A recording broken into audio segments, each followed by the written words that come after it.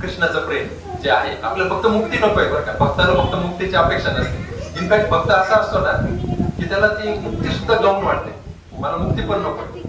म्हणजे असं म्हणतात की जी मुक्ती ना, मुक्ती ती मुक्ती जी आहे ती जर एक स्त्री असेल ना तर ती नेहमी अविवाहित असते. अविवाहित का असते ते? कारण जे लोक मुक्तीच्या मागे लागलेले असतात ना, मुक्ती त्यांना भेटत नाही. म्हणजे मला मुक्ती पाहिजे, मुक्ती पाहिजे, मुक्ती पाहिजे. म्हणजे कोणती मुक्ती? ही आपली कैवल्य मुक्ती जी म्हणतो ना, सायुज्य मुक्ती, त्या मुक्तीचा इथं उल्लेख आहे. ती जे लोक त्याच्या मागे लागलेले असतात त्यांना ती भेटत नाही, ते त्यांच्यापासून लांब जाते. आणि जे भक्त असतात ते भक्तांच्या दारापाशी ती मुक्ती येते आणि मुक्ती म्हणते मला तुम्ही घ्या, मी तुमच्या दारात आहे, मला तुम्ही ऍक्सेप्ट करा. पण भक्त काय म्हणतो? मला मुक्ती नको. म्हणजे बघा, मुक्ती जी असते ती नेहमी अविवाहित असते, कारण ती ज्यांच्या मागे जाते, भक्तांच्या मागे जाते, त्या भक्तांना ती मुक्ती नको असते. भक्तांना मग काय असतं, काय लागत असतं? त्यांना जर मुक्ती नको असते तर काय लागत असतं? त्यांना हरिभक्ती लागत असते, हरीची सेवा करायची असते त्यांना. सेवा परमधर्म हा जो आपल्या आत्म्याचा जो गुण आहे, त्या गुणाला त्याला पूर्णपणे वापरायचं असतं भगवंताच्या सेवेमध्ये. त्यामुळे तुम्ही बघा, भगवंताचे जे महान महान सेवक आहेत, हनुमान घ्या, उदाहरण घेऊ आपण हनुमंत राम भक्त आहे, परम राम भक्त आहे. म्हणजे आपण जे म्हणतो ना, श्रवणम कीर्तनम स्मरणम पादसेवनम वंदनम अर्चनम दास्यम. तर दास्याचं जे काय म्हणतात शिरोमणी आहे, दास्य भक्ती कशी करायची, तर ती आपण कोणाकडून शकतो? ते हनुमान कडून शकतो. दास्य म्हणजे भगवंताचा दास कसं व्हायचं. हनुमंताला जर म्हटलंय, जर आपण हनुमंताला म्हटलंय की तुम्ही भगवंताचा फ्रेंड व्हा, सख्य व्हा, म्हणजे अर्जुनासारखा तुम्ही सखा व्हा. हनुमंत म्हणलं नाही, मला दास म्हणूनच राहायचंय, मला भगवंताची दास म्हणूनच सेवा करायची. तर ते दास्याचं उदाहरण, उत्तम उदाहरण आहे हनुमान. आणि हनुमंताला जर तुम्ही म्हटलं की तुम्हाला मुक्ती देतो आम्ही, तुम्हाला सायुज्य निराकारमध्ये जाऊन तुम्ही तिथं अनंत काळासाठी वास करा, या दास्य सेवेपासून तुम्ही मुक्त व्हा, दास्य सेवा करू नका, तुम्हाला ती मुक्ती देतो, याच्यातून मुक्त व्हा, ती मुक्ती भेटत.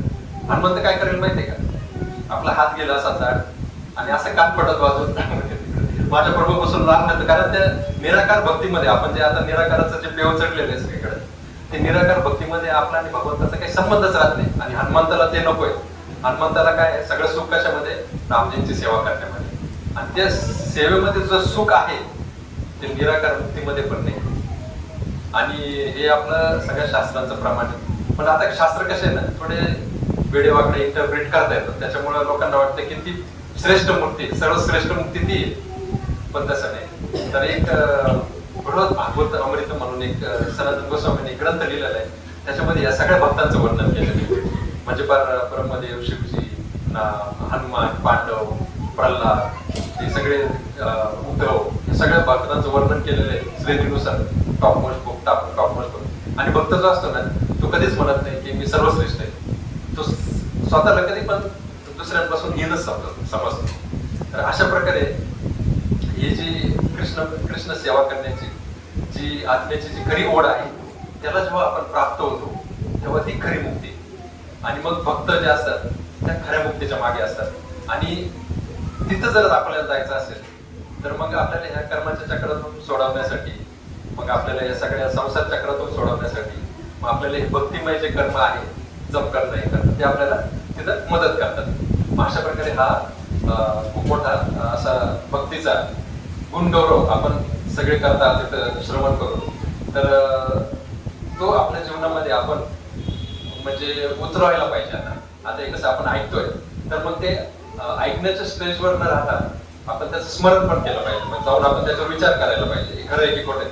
आपण त्याच्यावर असं नाही की प्रश्न नाही विचारला पाहिजे, प्रश्न पण विचारायचे त्याच्यावर.